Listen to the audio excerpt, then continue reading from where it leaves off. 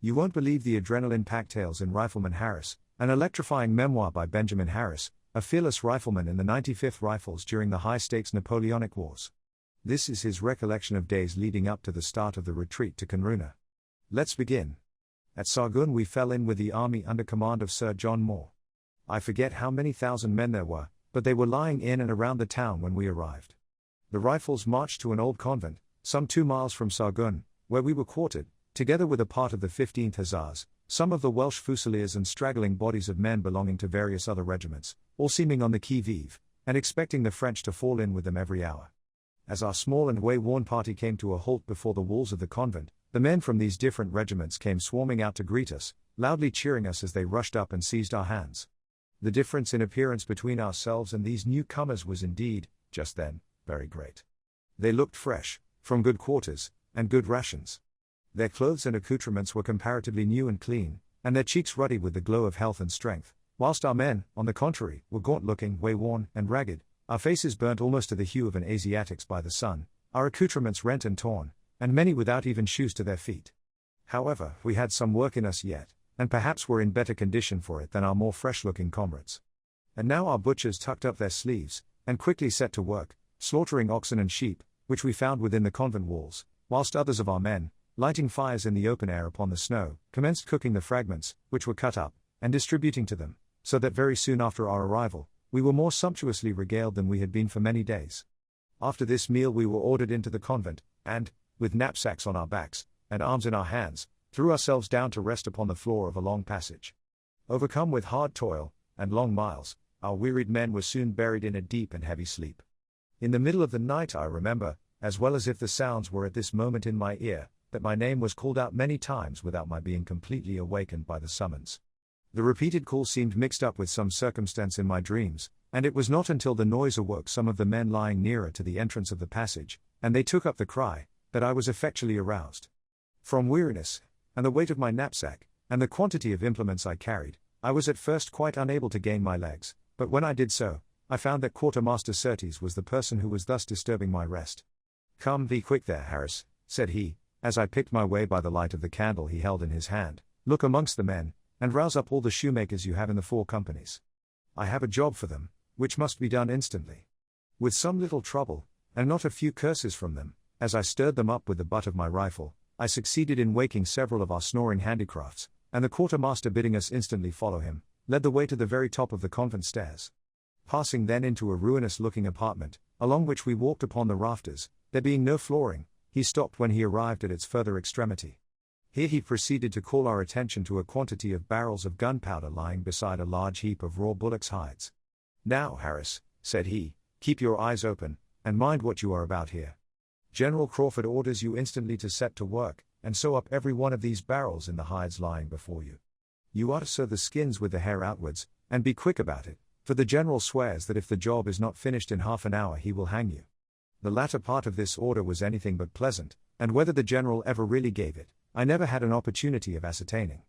I only know that I give the words as they were given me, and, well knowing the stuff Crawford was made of, I received the candle from the hands of Surtees, and bidding the men get needles and waxed thread from their knapsacks, as the quartermaster withdrew, I instantly prepared to set about the job.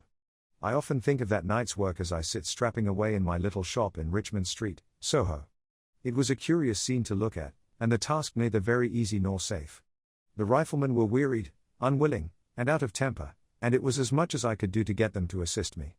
Moreover, they were so reckless, that they seemed rather to wish to blow the convent into the air than to get on with their work.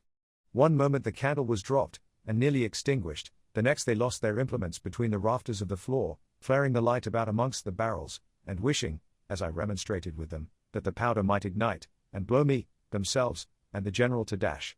Such were the riflemen of the Peninsular War, daring, gallant, reckless fellows.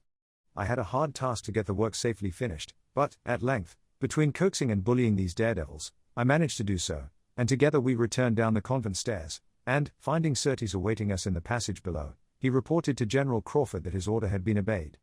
After which we were permitted again to lie down, and sleep till the bugle awoke us next morning. We remained in the convent part of the next day, and towards evening received orders to leave all our women and baggage behind, and advance towards the enemy. Our 4 companies accordingly were quickly upon the move, and before long we came up with the remainder of the Rifle Corps, which had recently arrived from England with Sir John Moore. As these men saw us coming up, they halted for the moment, and gave us one hearty cheer, allowing our 4 companies to pass to the front, as the post of honor, calling us the heroes of Portugal.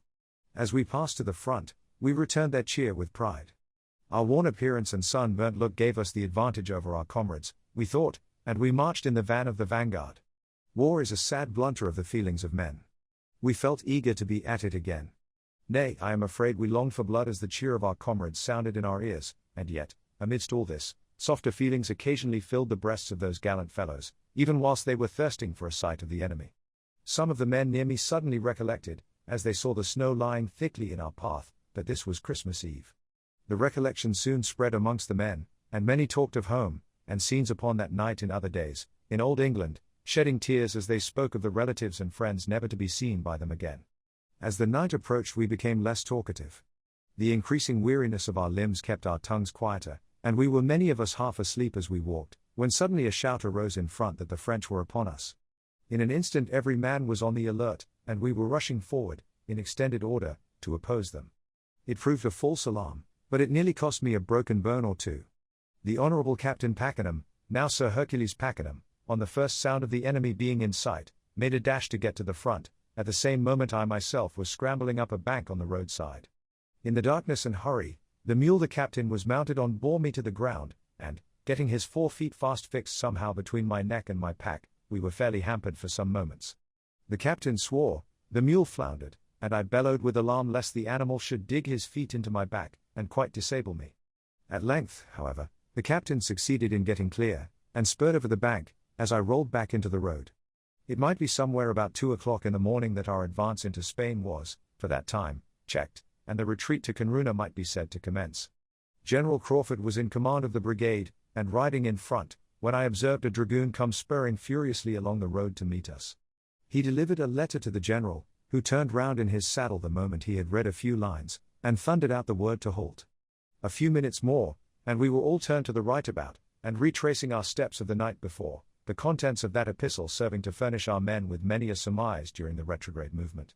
When we again neared Sargun, I remember seeing the wives and children of the men come rushing into the ranks, and embracing the husbands and fathers they expected never to see again. The entire Rifle Corps entered the same convent we had before been quartered in, but this time we remained enranked in its apartments and passages, no man being allowed to quit his arms or lie down. We stood leaning upon the muzzles of our rifles, and dozed as we stood. After remaining thus for about an hour, we were then ordered out of the convent, and the word was again given to march. There was a sort of thaw on this day, and the rain fell fast. As we passed the walls of the convent, I observed our general, Crawford, as he sat upon his horse, looking at us on the march, and remarked the peculiar sternness of his features. He did not like to see us going rearwards at all, and many of us judged there must be something wrong, by his severe look and scowling eye. "Keep your ranks there, men," he said, spurring his horse towards some riflemen who were avoiding a small rivulet. "Keep your ranks and move on, no straggling from the main body." We pushed on all that day without halting, and I recollect the first thing that struck us as somewhat odd, was our passing one of the commissariat wagons, overturned and stuck fast in the mud, and which was abandoned without an effort to save any of its contents. A sergeant of the 92nd Highlanders, just about this time, fell dead with fatigue, and no one stopped, as we passed, to offer him any assistance. Night came down upon us, without our having tasted food, or halted, I speak for myself, and those around me, and all night long we continued this dreadful march. Men began to look into each other's faces, and ask the question, are we ever to be halted again? And many of the weaker sort were now seen to stagger, make a few desperate efforts, and then fall, perhaps to rise no more. Most of us had devoured all we carried in our haversacks, and endeavored to catch up anything we could snatch from hut or cottage in our route. Many, even at this period, would have straggled from the ranks, and perished, had not Crawford held them together with a firm rein. One such bold and stern commander in the East, during a memorable disaster, and that devoted army had reached its refuge unbroken. Thus we staggered on, night and day, for about 4 days, before we discovered the reason of this continued forced march. The discovery was made to our company by a good-tempered, jolly fellow, named Patrick M.C. Lachlan. He inquired of an officer, marching directly in his front, the destination intended. "By Jesus! Muster Hills," I heard him say, "where the damn hell is this you're taking us to?" "To England, M.C. Lachlan," returned the officer, with a melancholy smile upon his face, as he gave the answer, if we can get there. More luck and grace to you, said MC Lachlan, and it's that your meaning, is it? This MC Lachlan was a good specimen of a thorough Irish soldier. Nothing could disturb his good humour and high spirits, and even during a part of this dreadful march, he had ever some piece of Irish humour upon his tongue's end, whilst he staggered under the weight of his pack. He would in all probability have been amongst the few who did reach England, but, during the march, he was attacked with the racking pains of acute rheumatism, and frequently fell to the ground screaming with agony. On such occasions, his companions would do that for him which they omitted to perform towards others. They many times halted, heaved him up, and assisted him forwards. Sir Dudley Hill, too, was greatly interested for MC Lachlan, trying to cheer him on, whilst the men could scarcely refrain from laughter at the extraordinary things he gave utterance to whilst racked with pain, and staggering with fatigue. At length, however, MC Lachlan fell one dark night, as we hurried through the streets of a village, and we could not raise him again. "It's no use, Harris," I heard him say, in a faint voice, "I can do no more." Next morning, when day broke, he was no longer seen in the ranks, and as I never saw him again, I concluded he quickly perished. This concludes the 10th part of the story. Thank you very much for listening. What do you think of Harris' story? Please subscribe for more episodes and leave a comment.